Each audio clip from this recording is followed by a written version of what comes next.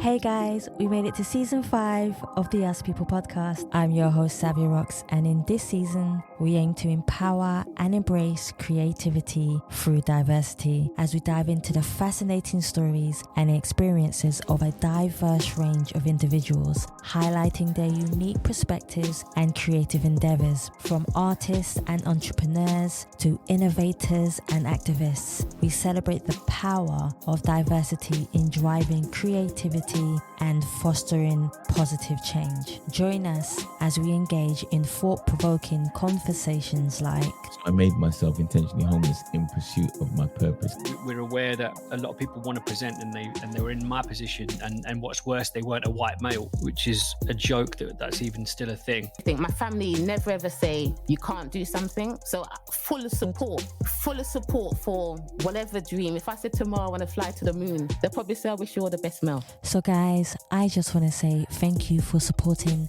the Us People podcast for the past 5 years, and we look forward to sharing another new theme song with you. Let's go.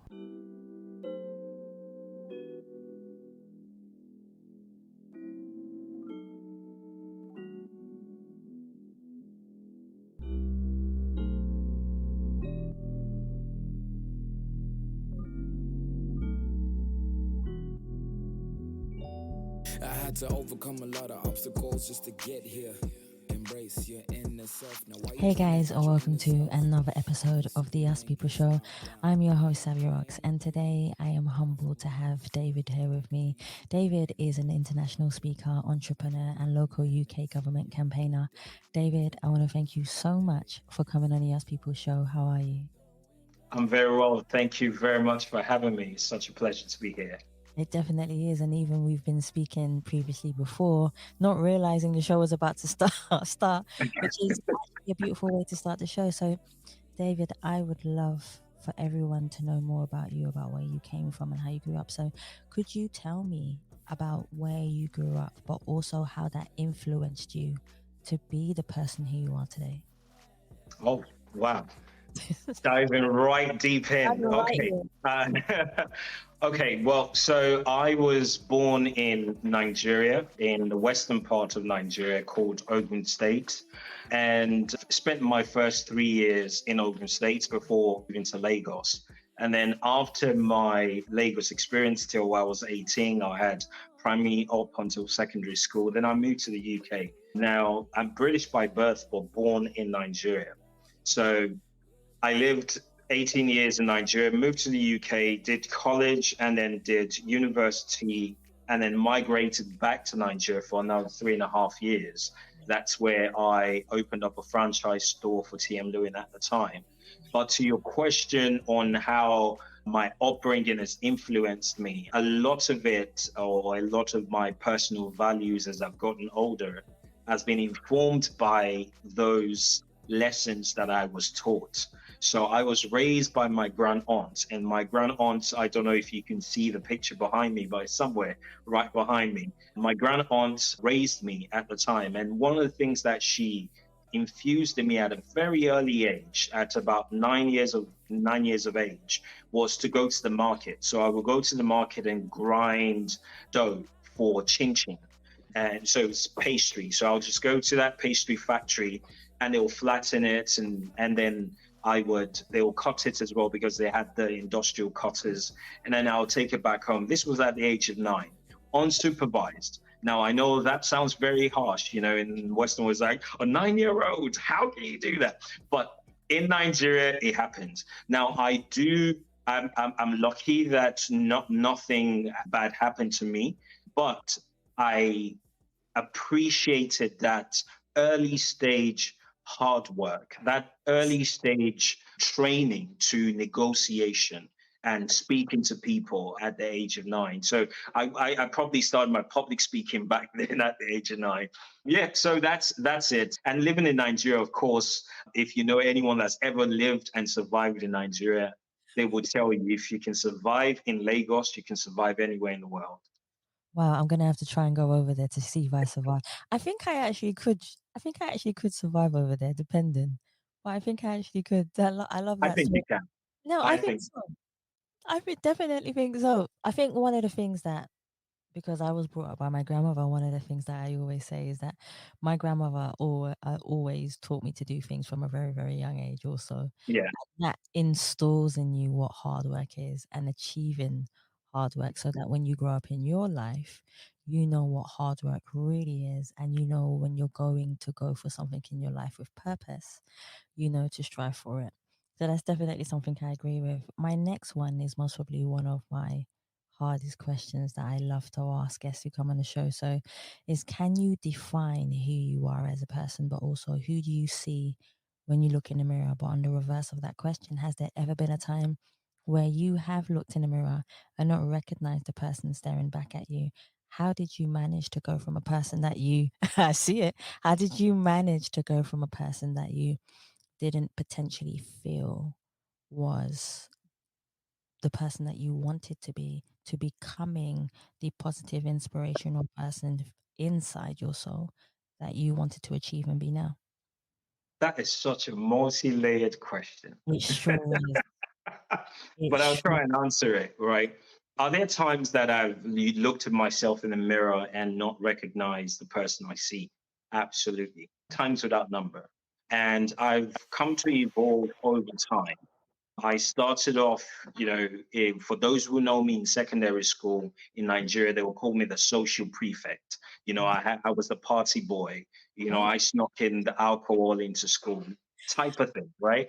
And I was, in the cultural dance, and that was all good. For those who knew me in Surulere, Lagos, they knew me as this, well-dressed, swagged up street dancer. Right. And I was doing body popping and winning competitions from Lagos to Lagos Island. That's, some people know me as that. And then some people would know me in the corporate side, and some people know me in the spiritual side. But the point is, I've evolved over time. Yeah. And through that evolution, there have been times where I've questioned myself. And I've had to say, who am I becoming? Who is this person in front of me? And I'll be honest, that journey remains a journey, as it is in a word. It remains a journey. But what is different now is that when I look back, I can see my patterns. I can recognize my patterns, and I can use those patterns to define my habits and my choices. When I use that to define my habits and my choices, I have a better chance of predicting my future, because what I've done is I've got the data that shows that this happened to you when you were a teenager. This happened to you when you were going from 18 to 21. This happened to you when you were going 21 to 30. This happened to you when you had your first child. All of those things are patterns. They're patterns in our lives. And we just need to be able to locate them, use them to decide our habits and our choices. So, and then there's a part to that question about, who am I, or describing myself. Again, the answer to that question is multi-layered, right? If you met me maybe about 3 years ago, I probably would have given you a very standard question. I am this person called to train, develop, and inspire people, right? And I would make it very clear, or I am called to shaping destinies through words. Those were things I said publicly about myself. But now what I find is that all of those things were roles I needed to play to become who I am today, and then who I am going to be in the future. Yes. So rather than defining myself based on things I've done, who am I becoming? So my answer to that question these days is very simple. I am an observer. Simple. I like that. I observe my life. I observe what God does with it. I observe what my hard work does with it. I observe what having good friends does with it. I observe right now. I observe what having enemies, does to it as well. It makes the whole thing interesting when you're an observer and you're not fighting too hard to be the controller, because we can't control it. There are many things in life that you can't control. I always say to people, only control the things that you can, and the things that you can't control will soon become the things that you can control. That's how I see life. And if you, like I said before we even started the show, I said, if you just go with life the way it's meant to flow, everything else will fall into place eventually. And sometimes it's a test. Most of the time, things in our life are placed in there to test you and to see Absolutely. exactly. So I totally agree with that. So talk to me, for an example, about visionary leaders who you believe have transformed organization and industries, who you feel have a positive impact in the world, who you feel would be a person that you would look up to. I'm always interested to hear people's who they look up to as visionaries. Wow.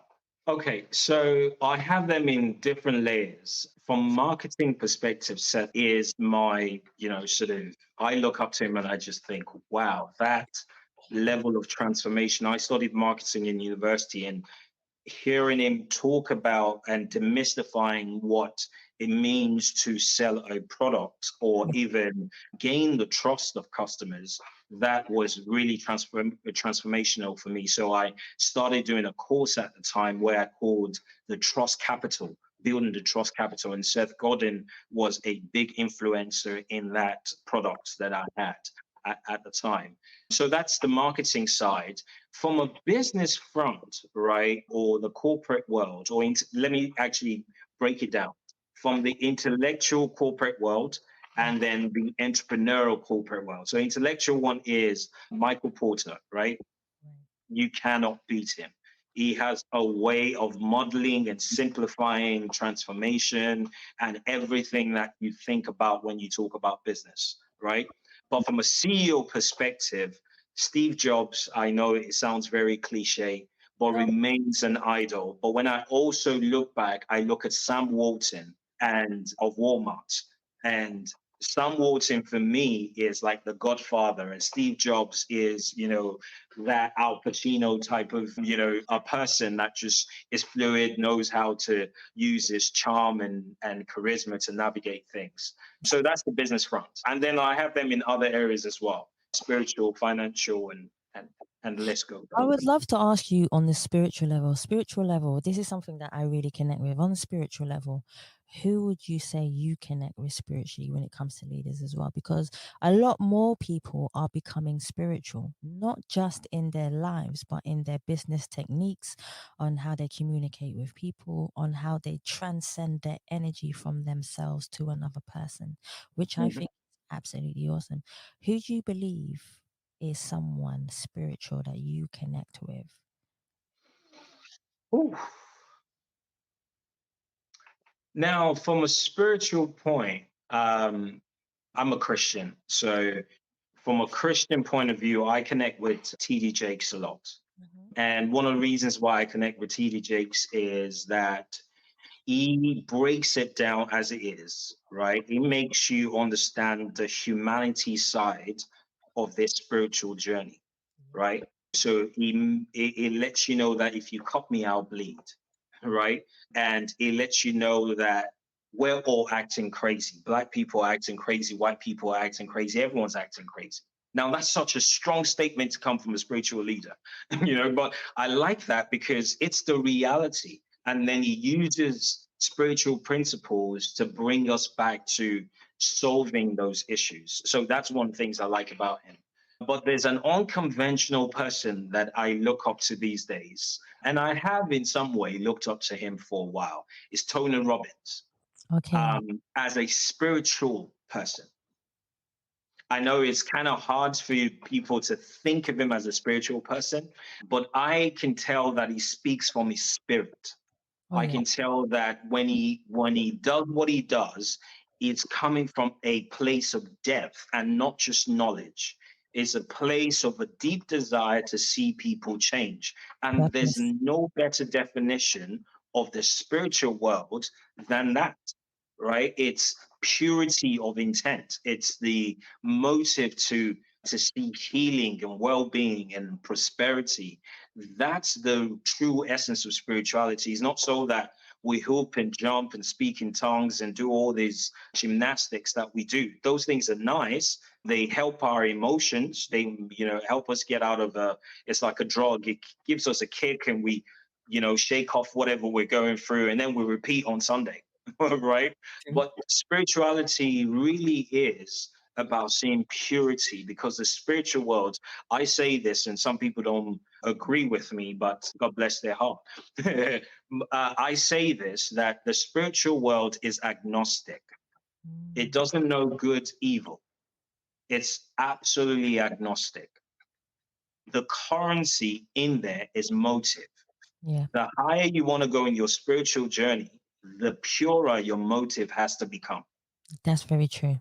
And that's across every religion you can think of: Islam, Christianity, Buddhism, Taoism, Stoicism, anything that you can think of, Africanism.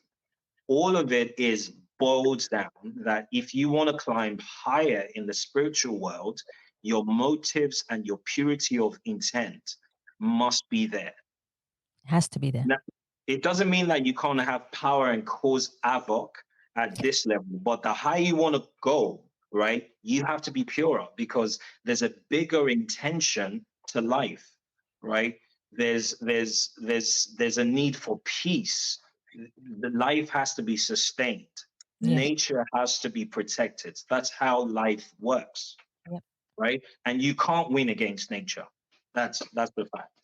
Well, nature is one of the most powerful things in the world. When you combine that with love, those two are most probably the most powerful things in the world, and without them, there is no unity between. So I definitely say that. What quality? Now, this is a question for your inner self. What quality and attributes can you define truly are effective as a leader within yourself? Being a leader. Discipline. I like that.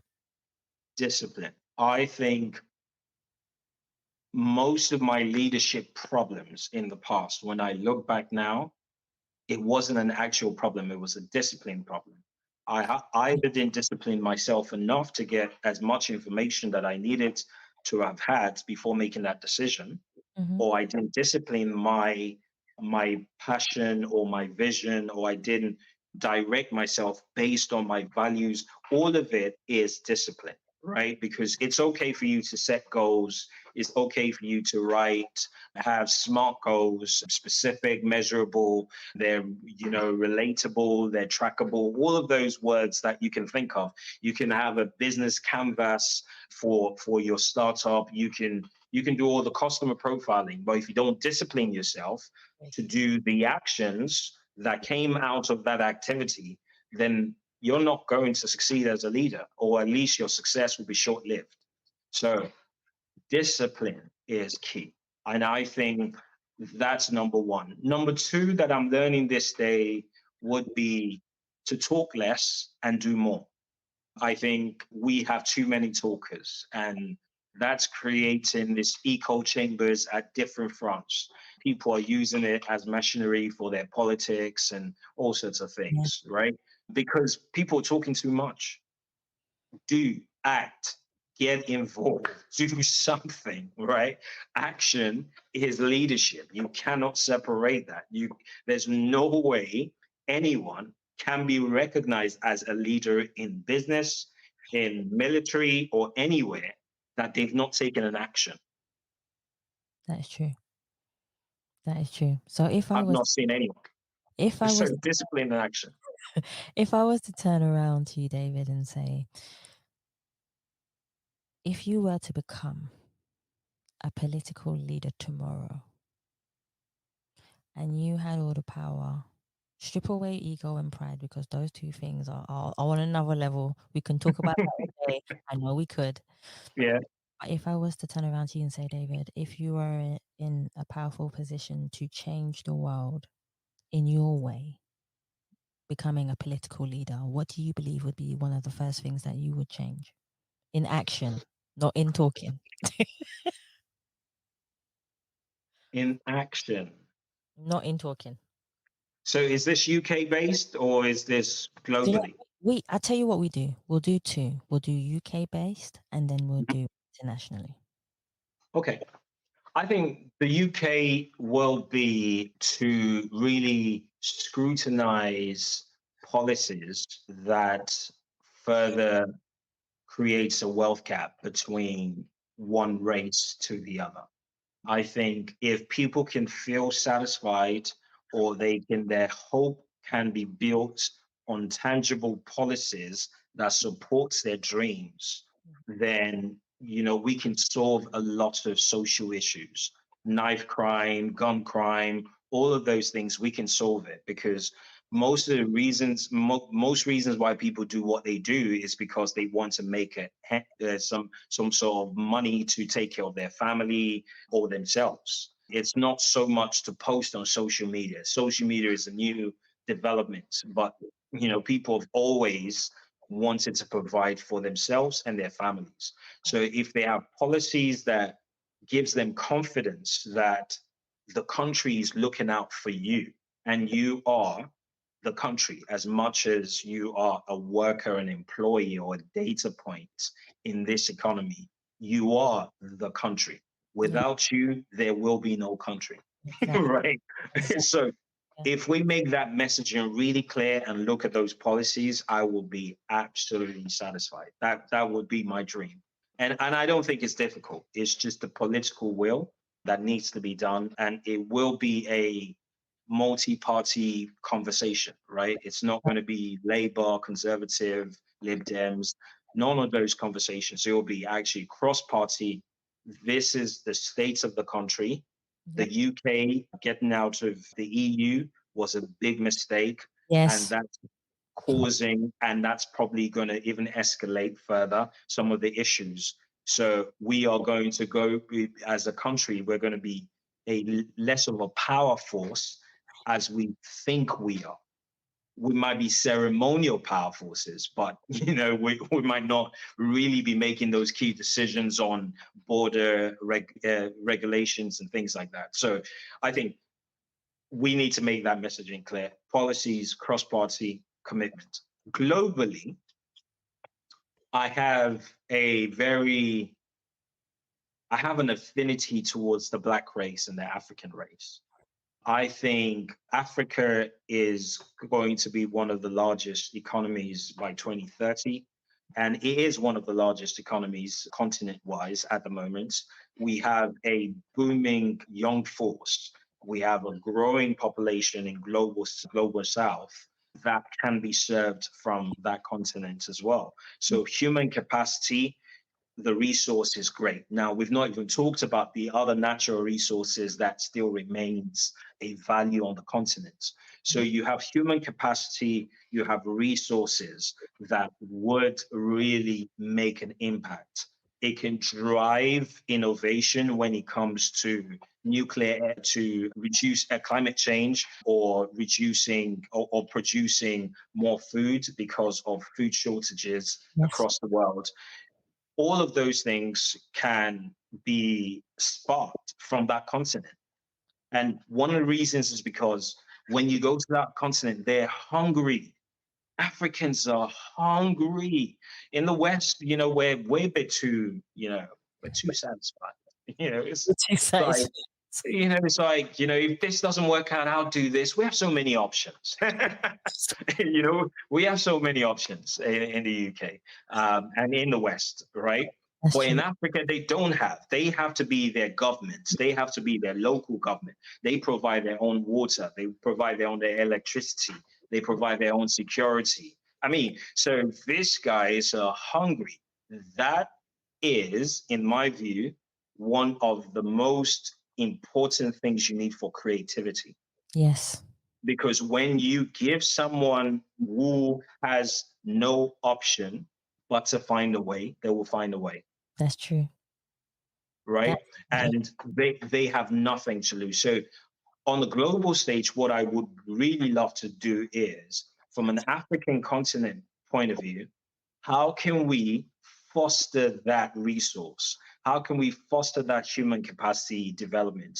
How do we make it more accessible for remote working on the continent, right? So if a global organization like IBM is looking for developers, can they go to Africa and look for it just like they currently do in Malaysia and other Asian countries? You know, can we do more of that, right? Because they have the human capacity to do that and they don't have to migrate.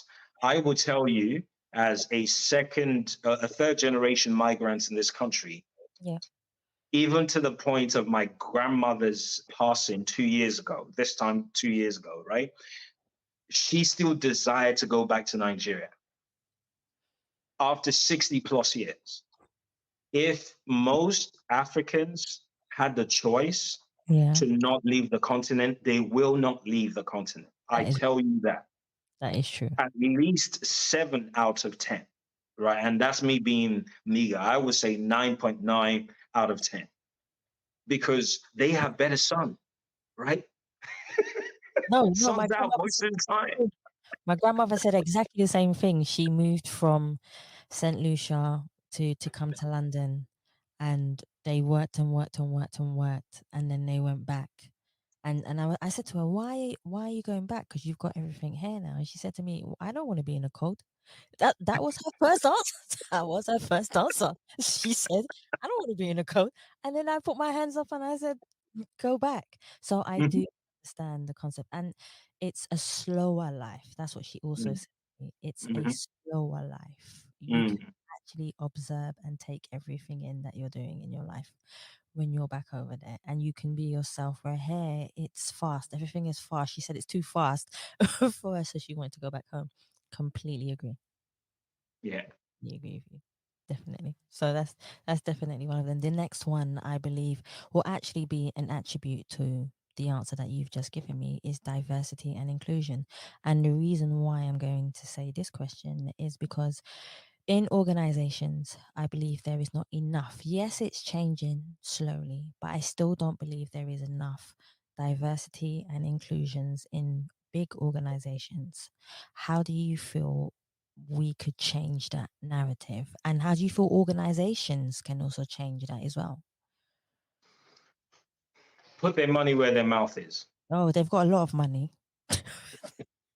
I think that's it, right? And I say that boldly because I have been part of initiatives that are very great, right? We put together affinity groups to talk about specific issues around diversity and inclusion. Yeah. And then, you know, we did a qualitative data gathering to understand the pay gap and the gender pay gap within the organization. We did all of those things, and they're great. But in order to drive it to the sustainable level, we needed resources to back that. So a typical example is we need headcounts, permanent headcounts, Yes, that's true. to deal with this diversity and inclusion. Yeah. Right? So if a company decides to do all of those fancy programs, all the trainings, bias, unconscious bias training, and all of those nice things that we did during COVID, right? But they don't put their money towards the needed headcount to sustain that program, then it dies in the water. So it's as simple as that. It's not coming up with, I think we've done a really great job during COVID with what to do. How do we address it? Yes. Now let's now put money behind addressing it. Do you see that changing within the next 5 years? Oh yeah, I think so. Culture has changed. The culture has changed dramatically, right? You just have to see, a mentor of mine used to say that the future Black is not color skin. The future Black is a vibe. And you can see that already. You can see that in music taste. You can see that in food taste. You can see that in fashion. You can see that even in sports, right? All of those vibes have infiltrated. So gone were the days where Muhammad Ali had to correct a presenter on a particular viewpoint about Africa. Now you don't even have to do that. There's so many people on Instagram that will tell you and school you. there's so many people on Twitter that will make clear that Africa is not a country. And right? TikTok. So, so we've done a great job around that, and it's inevitable that we would get there, where we'll get to a point where the culture will define what we do. True. You know, because the culture is now more acceptable towards what it means to be Black. We have more allies than we did back in the days. Yes. Or at least they're more vocal about their allyship. You know, maybe not as powerful, but at least they're more vocal. And being vocal is the first step. You don't know that there's something wrong until you've gotten a diagnosis. And you can't get a clear diagnosis if you don't talk. That's true. A doctor will ask you, where does it hurt? How long has it been hurting? So dialogue is important. See, no, that I definitely agree with that. So if there was one question, David, that you wished someone asked you and nobody has ever asked you this question, what question would it be and why? What would you do if you didn't feel the strong desire to do the things that you do today? Answer. I don't know. I don't know. And the reason why I chose that answer is because the reason why I chose that question is because of the answer I give. I don't know. Because I'm so used to knowing a lot of things. And it's come from all the things I've been doing. So when somebody then throws it at me and says, okay, dude, let's just imagine you didn't have to do any of these things. You didn't have to share your ideas. You didn't have to work. You didn't have to own a business. You didn't have to get involved in politics. You didn't have to do anything. You just had to sleep, wake up. What would you do the rest of your life? I don't know, right? Because life is meaningful by doing the things that I do. If I don't do it, life will be meaningless, right? And I always say that it's not so much the things I do, it's the people I meet. I've met some really fantastic people. I've met some really difficult people. I've met some really... Yeah, I know that already. I know that Wusa. Yeah, just Wusa. Right? Yeah. But all of that makes it interesting because guess what? I can now crack myself up when I sit down and I've got myself, a glass of red wine, and I can just go back memory lane and listen to some racist comments that an ex-colleague said. And I'm like, oh, how dumb is that, dude? Do you know, it's just the ignorance. And do you know what? People get really offended when you say the word ignorance for some reason. But when you actually look up the word ignorance, it actually just means lack of knowledge towards something. And that's literally what it is. So when someone says a comment like you just said about a colleague, it's just educating them. And the ignorance will come on whether or not they want to receive the education. Yeah. That's purely it. And if they do, then it's a learning game. If they don't, you walk away and you enjoy your wine. That's it. Listen, at the end of the day, I always say you give consent to what affects you. You give consent to what affects you. If somebody says a comment, it's up to you to emotionally let it attach itself to you. And you give consent to just let it go.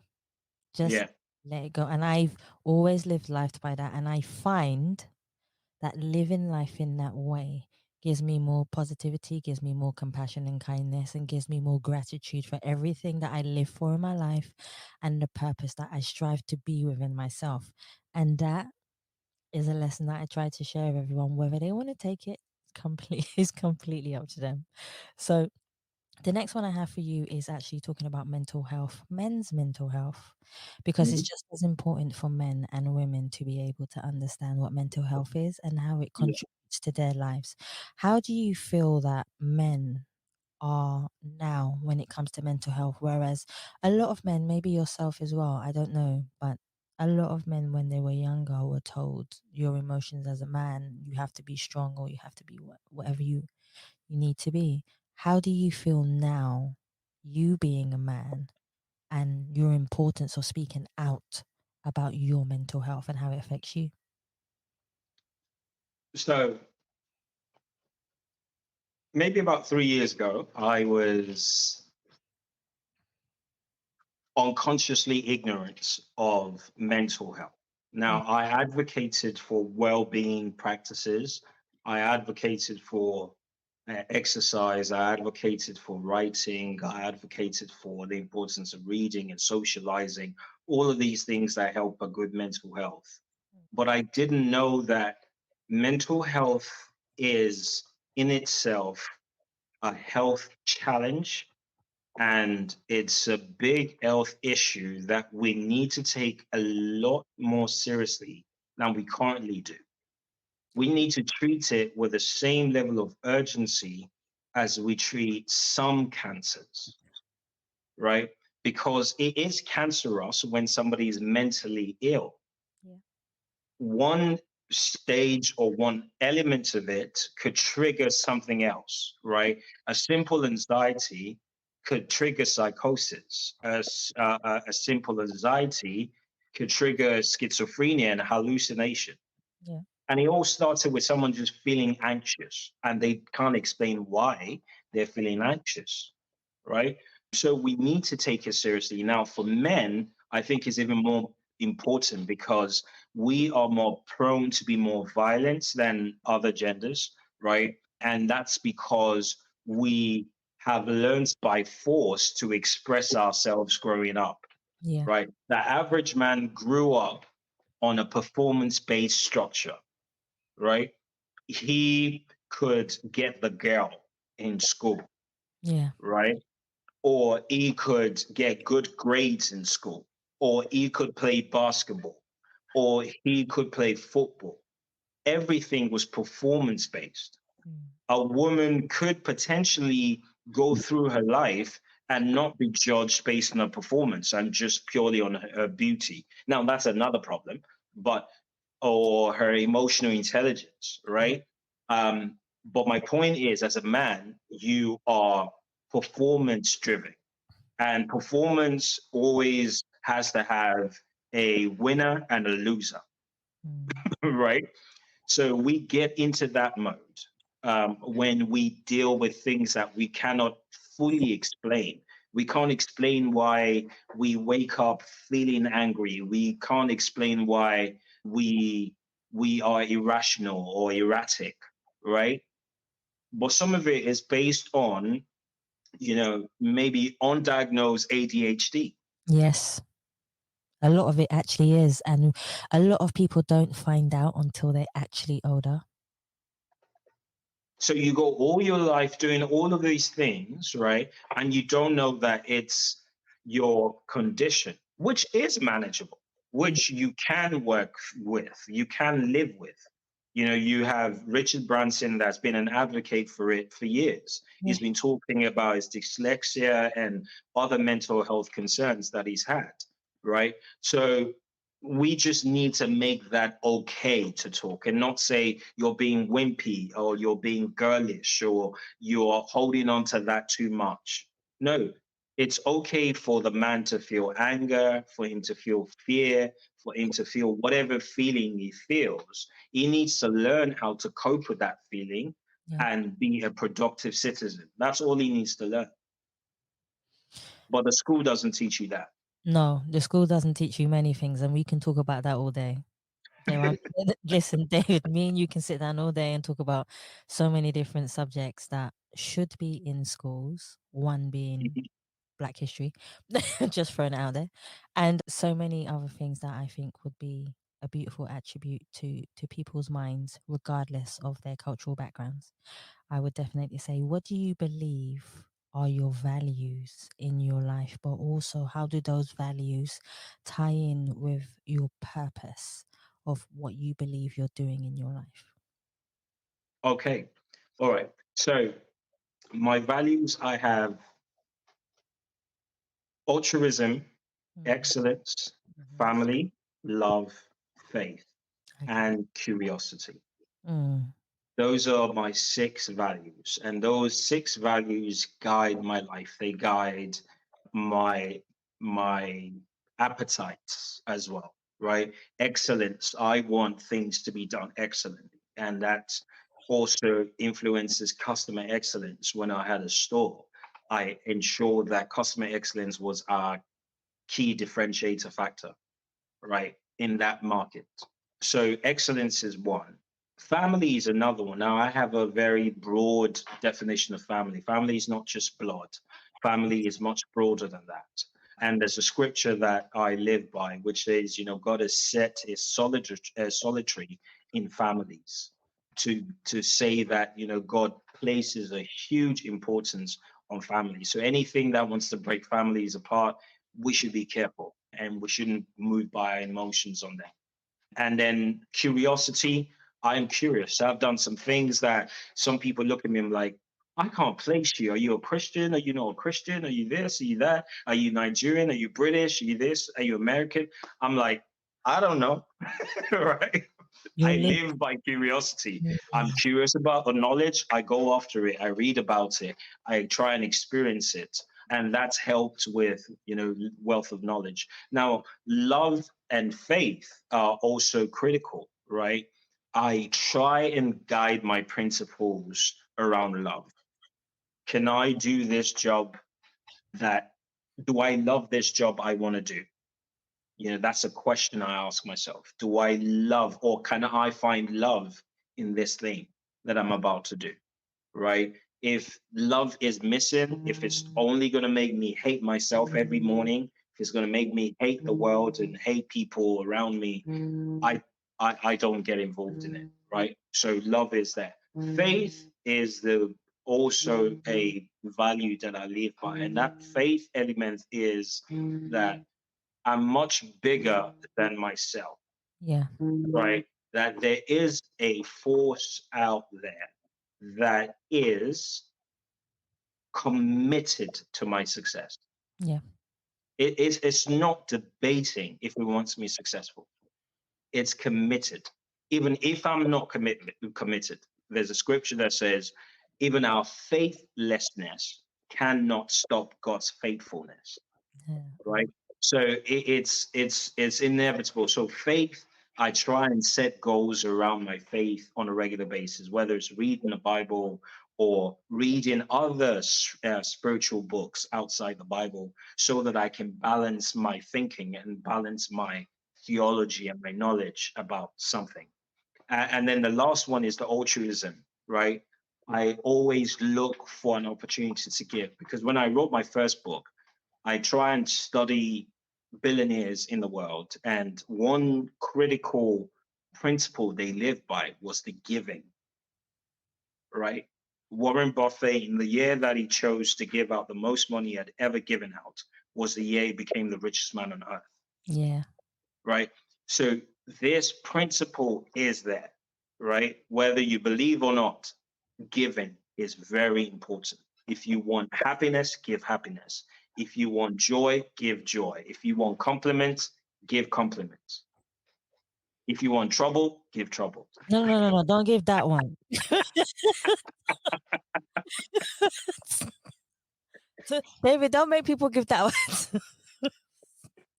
If there was one quote that represented you as a person, what quote would you choose, and why would you choose that particular quote? Whoa, I have so many quotes. They come in, they're rushing down. But I think the main quote will be, and no one said this in this way, so I'm going to compile it. Okay. Don't you ever give up, and just do it.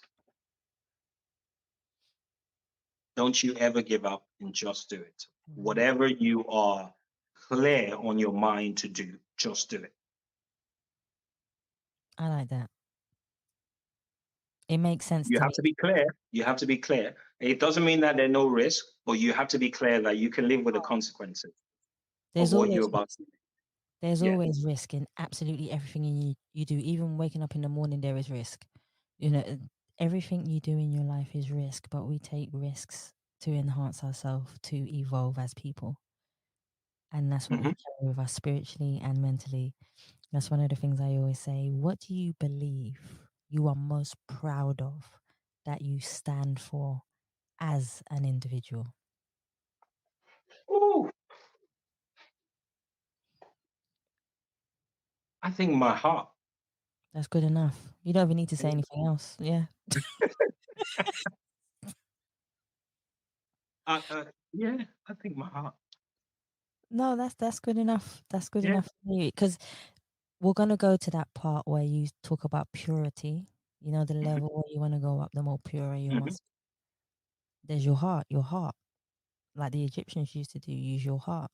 So Hmm. it makes sense. If you could work with one civil rights icon to help change the world, who would it be and why? Living or dead? Doesn't matter. It's just whatever's in your mind and heart.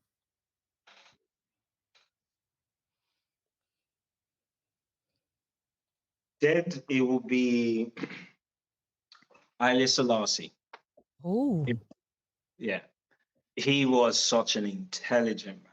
he He was. was a phenomenally intelligent man. And if he had the resources that we have today, Oh my gosh. um, he would have changed the world because he was both cunning, he was smart, he was charismatic, he was quiet, he was violent, he was everything, right? He was not the one to be messed with. He was strategic, he was everything. So That's true. him just knowing that, with a few codes, we can create this vision he has, Mm-hmm. right? And he can back it up with the money that he had. Bang. That's it. Change. So See, that's dead. Living, living. I kind of feel like there's hardly a civil rights personality anymore. I think they're more celebrities. They're more civil rights celebrities than, Or influencers. yeah, or influencers. So it makes it really, really difficult. They're more influencers.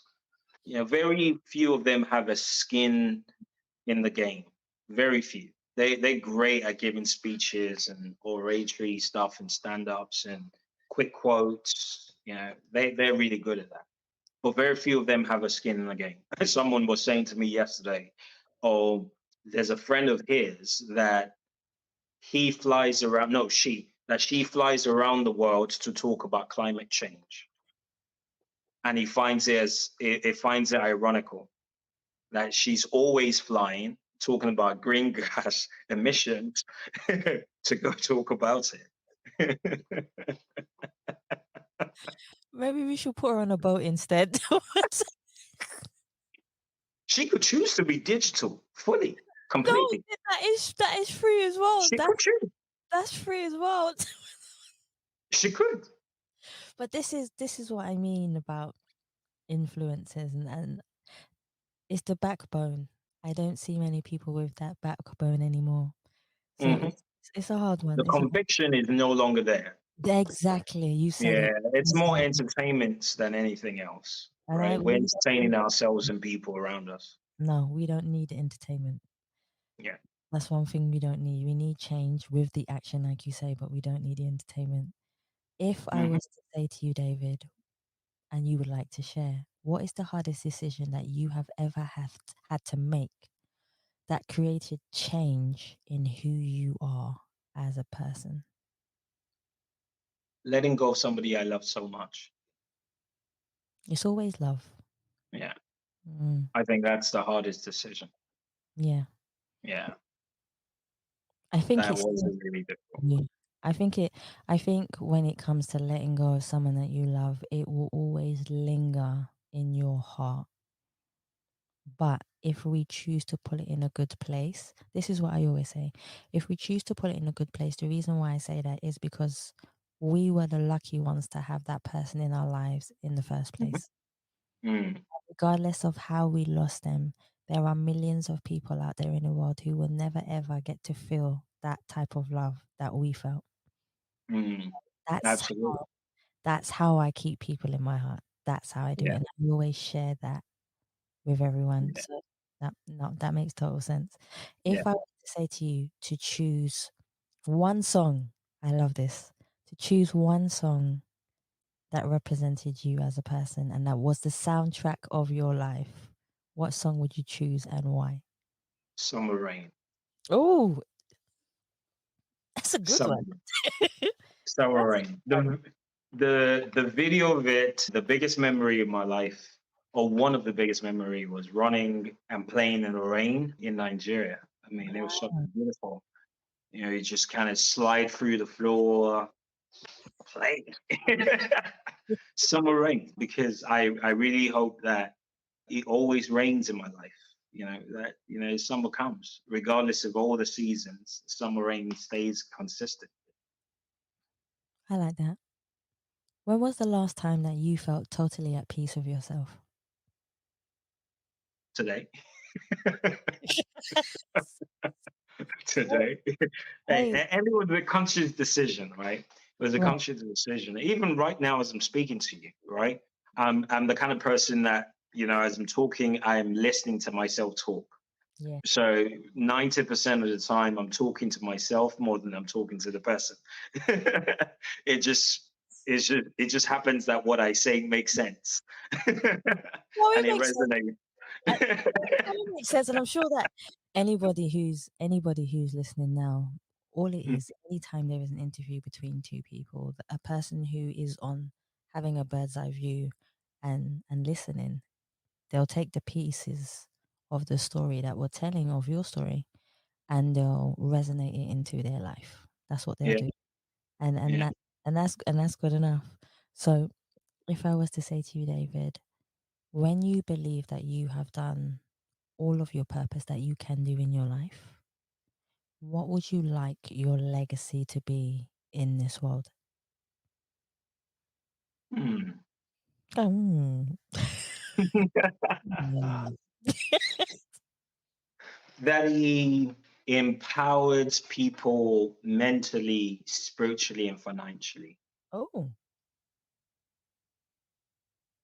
that works. Yeah, that he empowered people mentally, financially, um, because for me, it's about empowering people. Mm. It's I hope that people will say, I'm glad I met that Joker, right? I didn't quite like him all the time, but I'm glad I met him, right? He just had a really positive vibe about him. He had a Mm. really nice aura and nice energy around him, you know, and I didn't feel uncomfortable being around him. Yeah. I think that's priceless. You know, that's a memory you want to keep in your mind. Most of the people that you remember that have passed away, it's those moments. It's like, you know, that person was just easy to talk to. That person, you know, he gave the best advice. Or grandma always had the best quick word, you know, to snap you out of any, you know, downtime or depressive moments. You know, she always had this phrase that she used, right? It's that memory that lingers on. It's not how tall they were, it was not how rich they were, it wasn't how popular they were. It was more about those moments, right? If you look back at even meeting celebrities, the ones that change your life when you if your job is meeting celebrities on a regular basis will be one celebrity that gave you a hug a second longer than usual. That's true. And then you're like, man, Beyonce is such a human being.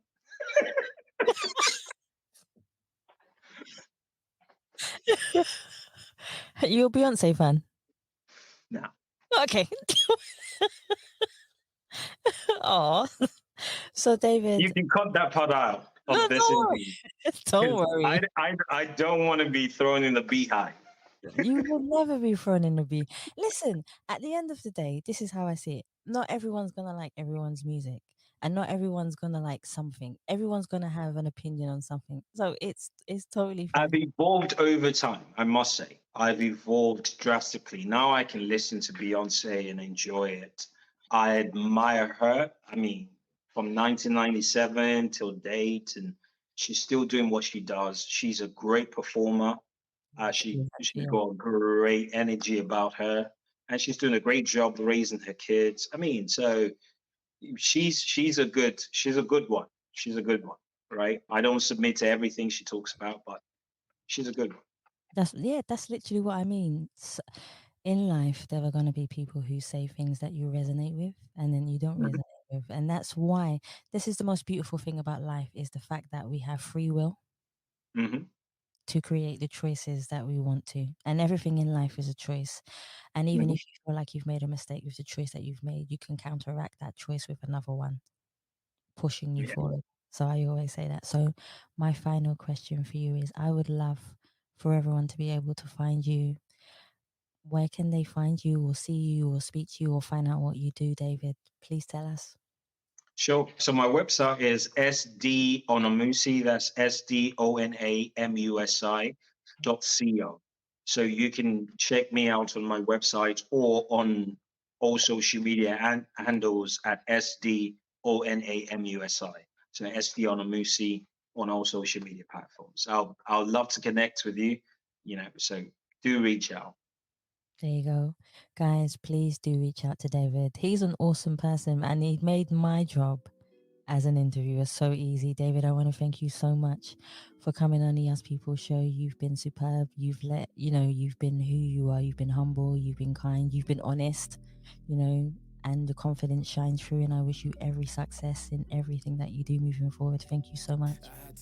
Thank you very much, Savia. I really appreciate the time and thank you for the opportunity. No, you're more than welcome. Guys, I want to thank you so much for listening to the Us People show. And please remember, you can subscribe and leave us a review on Spotify, iTunes, Google Play, and any other platform that you prefer listening to. Please connect with us every Thursday at 8 p.m. UK time. Also on Apple TV, Fire TV, and Freeview channel 271. Guys, thank you so much for listening. Stay happy, stay positive, and as always, please continue to be kind to one another. Take care.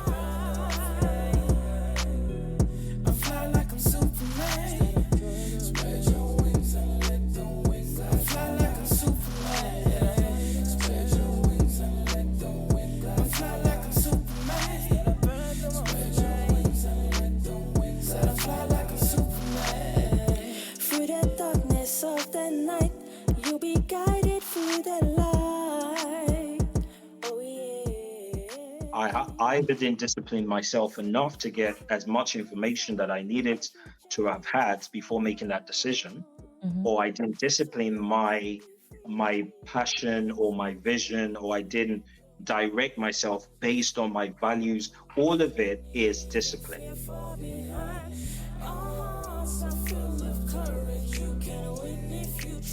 Redirect the yes to you, you'll see the power in yes if you try. I fly like I'm Superman.